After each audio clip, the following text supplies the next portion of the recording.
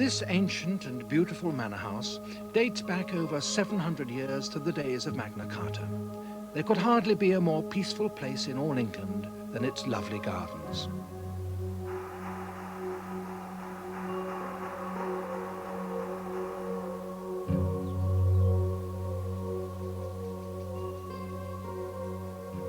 But for the birds and other animals that live here, that peace is an illusion. For them, danger, starvation, injury are routine, and violence is a daily event. Each day is a struggle for survival.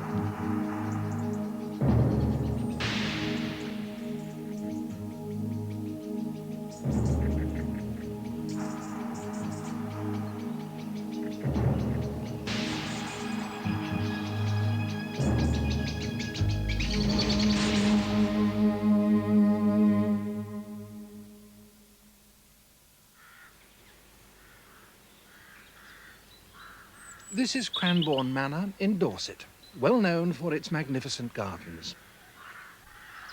It's less well known for its robins, but robins are the reason why zoologist David Harper finds himself in the gardens this fine late summer morning. In Britain, and in Britain only, gardens are the place for robins. They're the present-day equivalent of the woodland clearings that robins used to haunt when Britain was covered by forest, and they were shy woodland birds.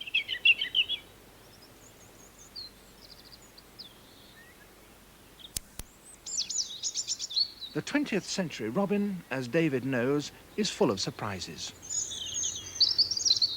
We've only just started to look at these robins here at Cranbourne, but if their lives are anything like those of robins I've looked at elsewhere, then their lives are going to contain more sex and violence than would be allowed on any ordinary television soap opera. August is the quietest time in the soap opera. The adult robins are seldom seen. They've just come to the end of the breeding season, and now they're molting, skulking in the bushes until their new plumage has grown. So it's a good time to get to know the different characters in the plot. To carry out his scientific studies, David needs to be sure which bird he's watching, even at a distance. A particular combination of colour rings identifies each individual. A red ring on the right leg marks the first robin, red right. He's a survivor, the youngster who escaped the claws of the kestrel, so he's more usually known as JR. JR has struck up a relationship with John the gardener. The worms, beetles and large invertebrates his spade exposes are a robin's principal food.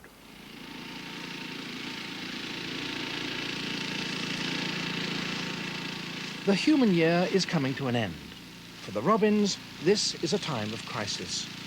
Males, and many females too, are returning to the territories they first claimed soon after fledging. They'll spend the winter here and probably breed here too. Intruders, also seeking a territory, are briskly driven out.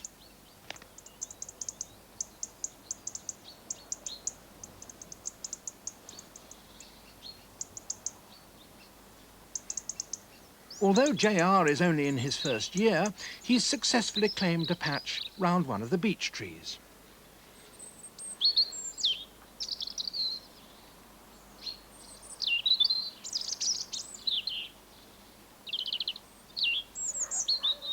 His songpost commands a view over the big shed where firewood is stored for the house. JR has discovered that Jim and Robin, the other gardeners, not only provide worms and beetles, but crumbs from their sandwiches.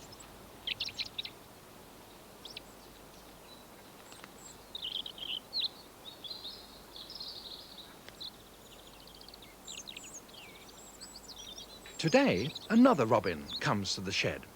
It's a female, but as often happens during the winter, JR doesn't realize this.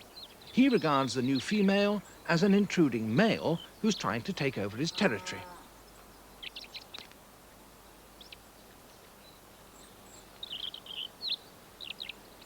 She makes friendly advances, but he displays aggressively and finally drives her from the woodshed.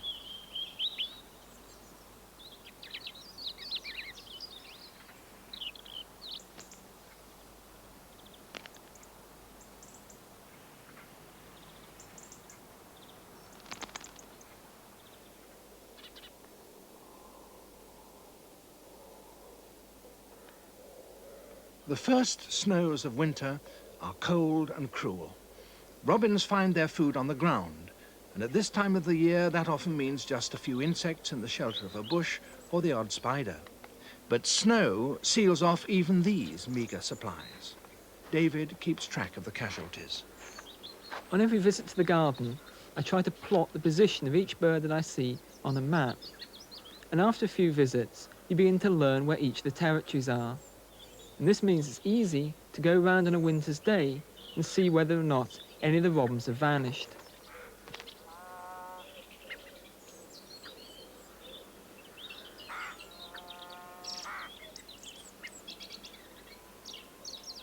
These observations make it very clear how important it is for a robin to have a territory. In severe weather, the weights of territory-holding robins actually increase. The floaters, robins who fail to get a territory, lose weight rapidly, even though they spend more time foraging. During an average winter, a third of the Cranbourne robins will die of hunger.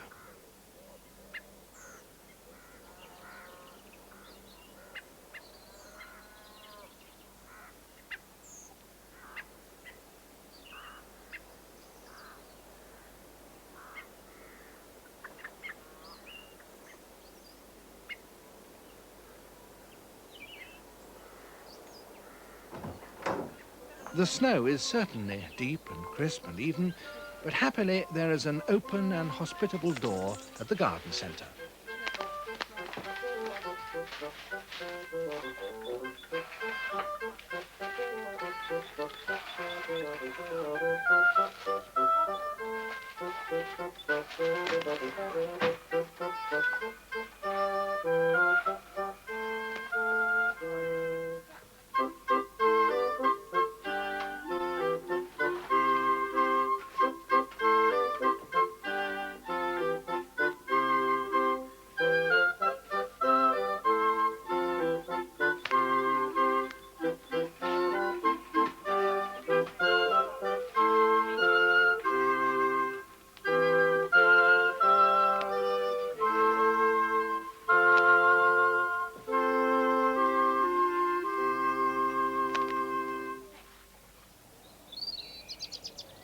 Late January, and David starts to notice new robins coming into the gardens. Many of the 30 or more robins that spend the winter here are males. But where do the females spend the winter? As yet, we don't know. From early January onwards, they start returning to the gardens in ones and twos, searching for unpaired males to mate with. But there are never enough females to go round, and in any year, 1 in every 5 males fails to obtain a mate. This is probably an important reason for their Dallas-like lifestyle. But now, as the days lengthen, the breeding season begins. It starts with song duels at dawn. JR is still holding his territory by the beech tree, but so far he's failed to attract a female.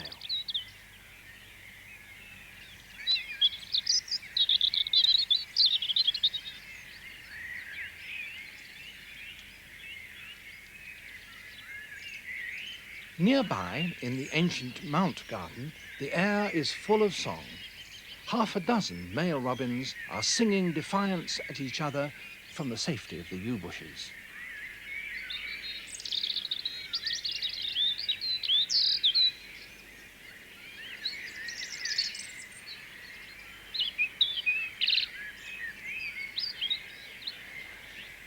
Finally, the rival males are reduced to 2, each defending his end of the garden like players on a tennis court. On the hedge, red, blue, right. Defending the sundial end with 2 white rings on his left leg, white, white, left.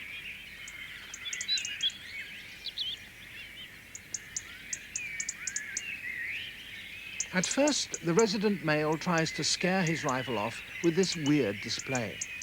As well as his territory, he has a mate to defend. The strange banana-like posture exposes the maximum area of red breast feathers to his rival.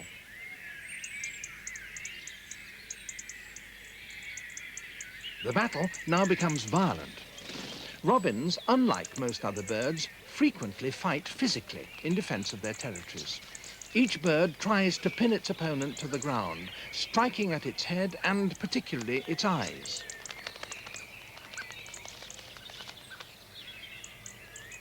Serious fights are an everyday event for a robin defending a territory, and at least 1 in 10 males die as a result of them. But the situation is even worse for the robin without a territory. Not only does he lose his chance to breed this year, with a life expectancy of only 14 months, this may well be his only chance. Meanwhile, the victor's mate, green-white-right, waits for him to return and feed her.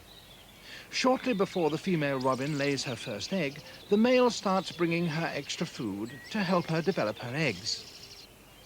It takes him about 1/5 of his daylight hours to provide his mate with all this food, up to 50 extra feeds a day, something like 1/3 of her energy requirements. But this labor isn't in vain. A well-fed female produces a larger clutch of eggs, and in due course, all being well, a larger number of offspring for them both.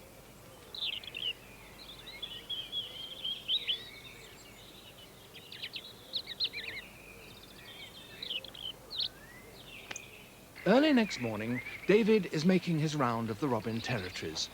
It seems that one of the Mount Garden males has fought one battle too many. These head injuries are absolutely typical of a robin that's been killed by another one. Nearly all the head feathers have been removed and the skin's come off, exposing the bone of the skull.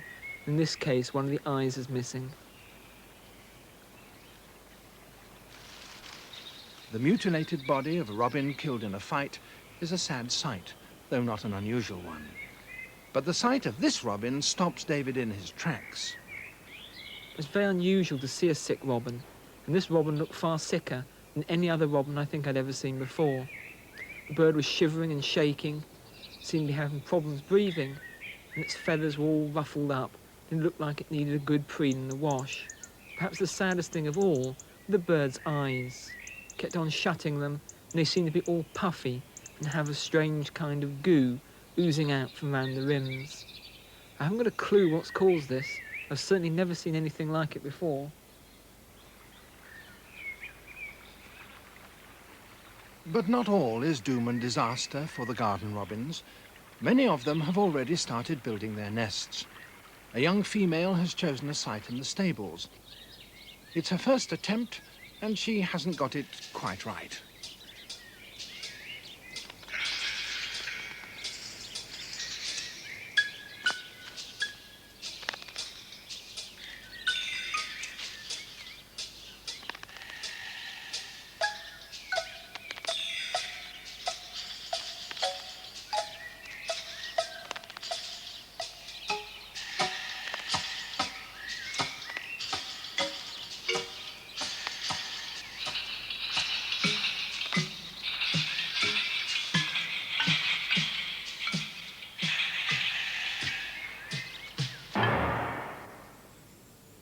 High over Church Walk floats the song of a robin.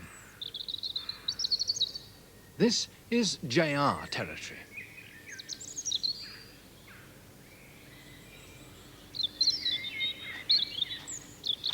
But has he managed to acquire a mate yet? David is pretty sure that he has. But the identity of the mate is quite a surprise. This is green-white-right, the widowed female from the Mount Garden, whose dead mate David found only a few days ago. She's come right across from the other side of the gardens and paired up with JR. Deserted or widowed robins are often quick to pair up again, sometimes as little as half an hour after losing a mate. GWR is building her nest in an old lime tree next to JR's beach. Suddenly, JR stops singing. Down below, a rival male has appeared to challenge him.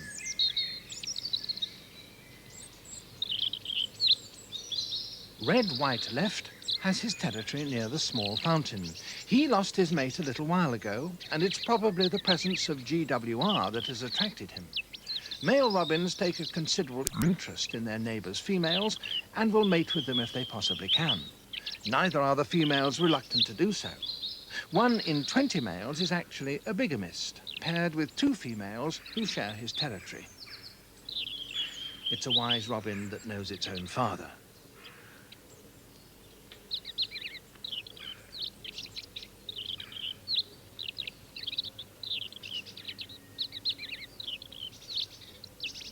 But finally, after a powerful display, red-white left leaves the field to JR.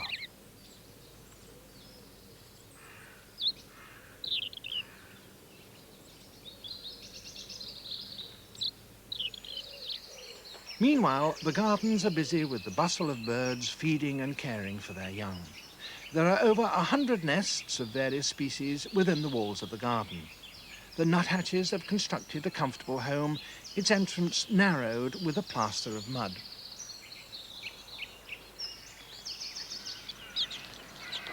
The young missel thrushes are constantly clamouring for food. They'll be ready to leave the nest in the next day or two.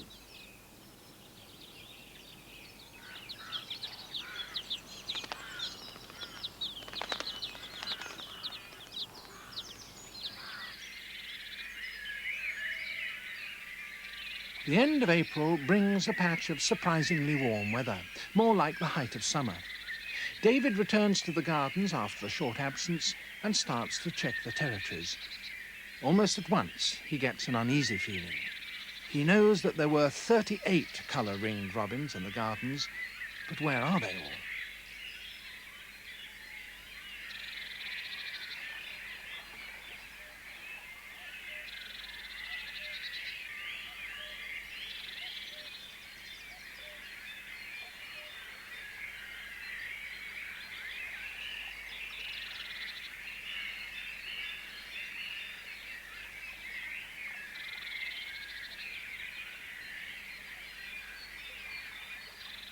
As the sun rises high on another scorching day, David completes his tour of the gardens.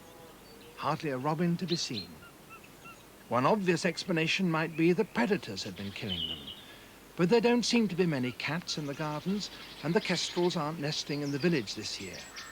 What about sparrowhawks? They're often to be seen hunting round the gardens. Are they killing robins?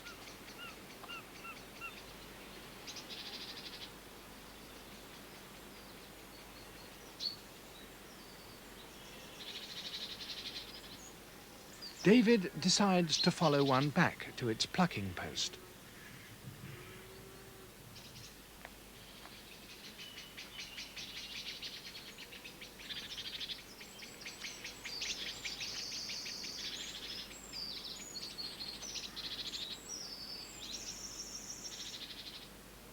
Undeniably, this sparrowhawk has been taking robins.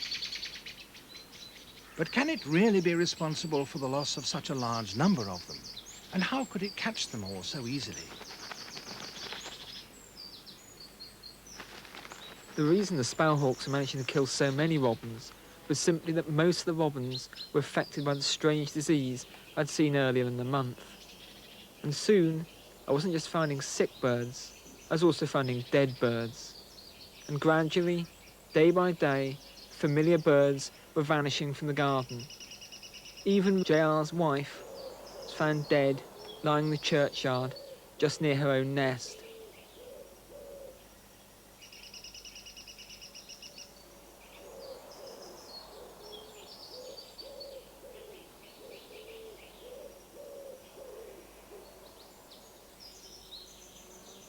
Even Red Blue Wright fell sick. He spent most of his time sitting in the yew hedge, moping, not even bothering to sing.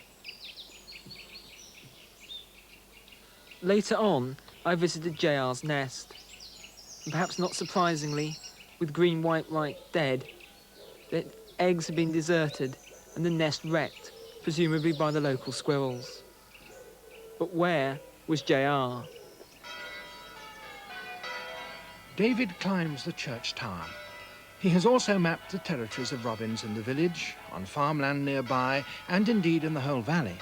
Perhaps he will still find robins there somewhere.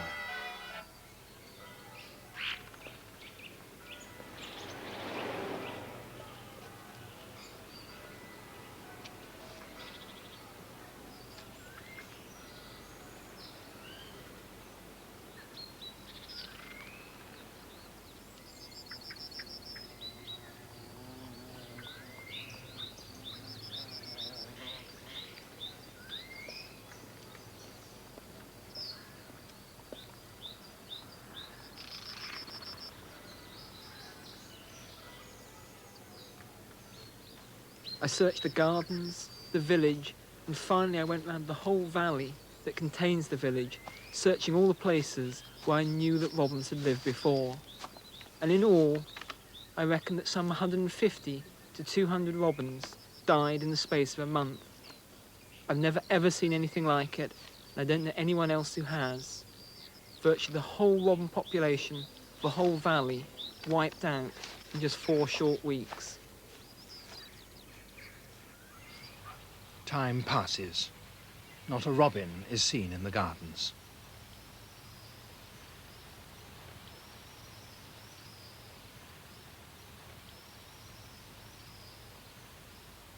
Then, one June morning, a familiar sound is heard. Not just a robin singing, though that's marvellous enough, it's J.R. He's back on his same old territory, but this time just the other side of the garden wall. And he has a mate, sitting tight on her nest in an old sycamore. She's B.L., Black Left, a robin from the village. Her mate, too, had died of the mysterious disease.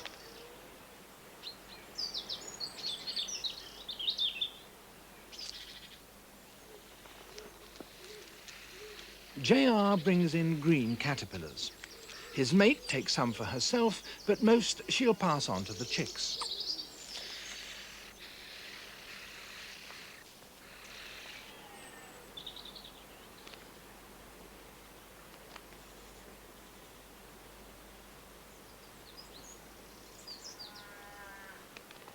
J.R.'s next offering of green caterpillars is slightly over the top for chicks this size.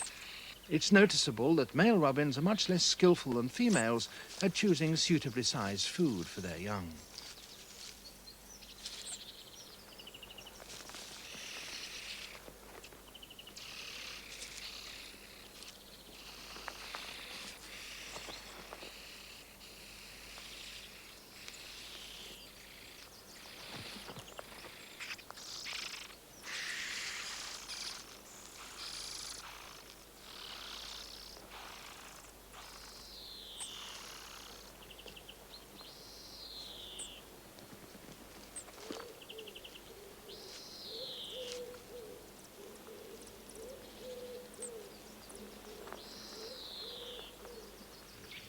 It's now the height of summer.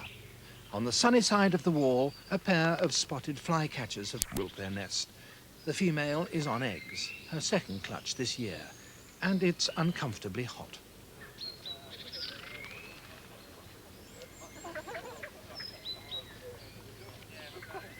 Visitors to the gardens wander off in search of a meal. The flycatcher is luckier. Her food is brought to her as she sits.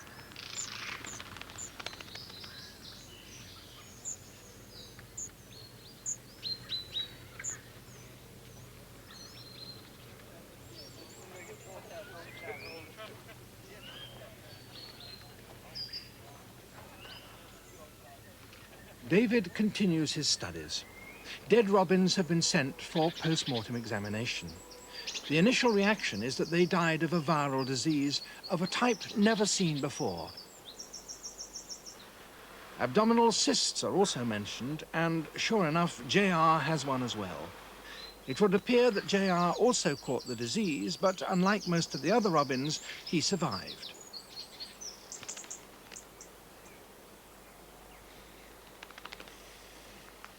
The chicks are doing well too. They show no sign of the disease. All 6 eggs hatched, and are now 6 healthy, hungry nestlings. Tomorrow could be the day they leave the nest.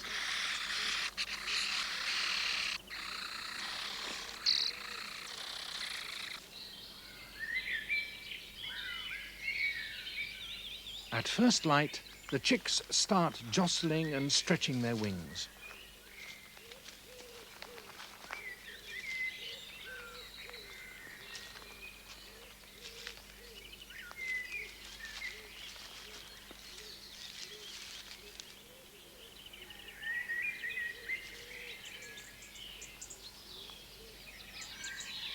The first chick prepares to launch into the unknown.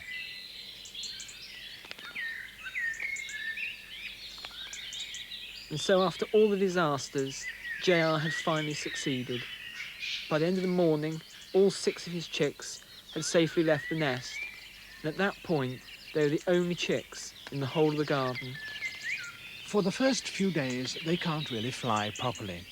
The fledglings are parked in various spots around the father's territory where their parents bring them food. At 3 weeks old, the specular youngsters become independent. In only a few weeks more, they'll acquire the adult redbreast and start carving out territories for themselves, like their parents. At least, that's what normally happens.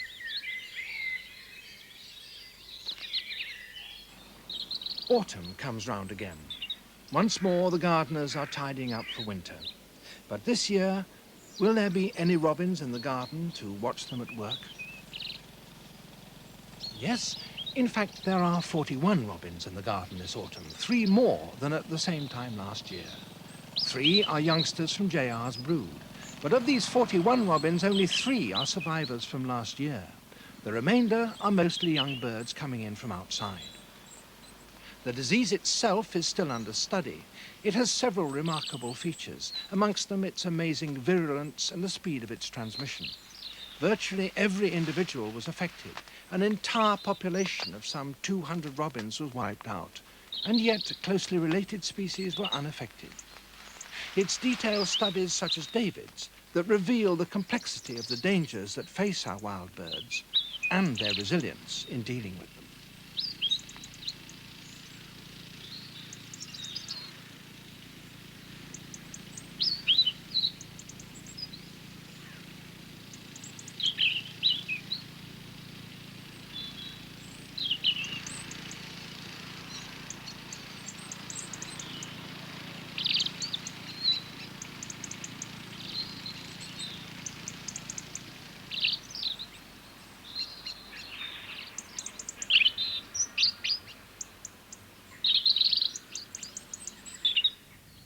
Tomorrow afternoon, Tony Soper looks at the wildlife in estuaries. Who needs a wash? Tomorrow at 5.